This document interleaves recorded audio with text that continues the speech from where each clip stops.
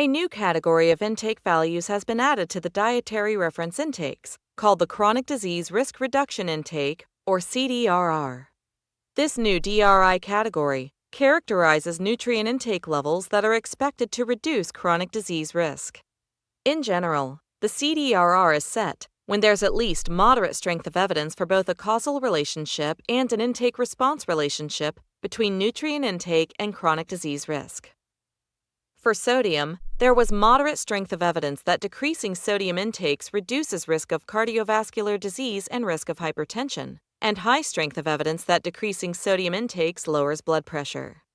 The sodium CDRR was established as the lowest level of sodium intake for which there was moderate strength of evidence of chronic disease risk reduction. Although there is evidence that further reductions in sodium intake below the sodium CDRR may lower blood pressure, more evidence is needed to determine the effect on chronic disease risk.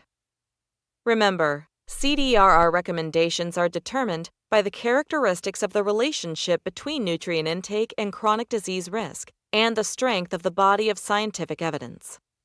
In an apparently healthy population, any reduction in sodium intakes above the CDRR is expected to reduce the risk of cardiovascular disease and hypertension.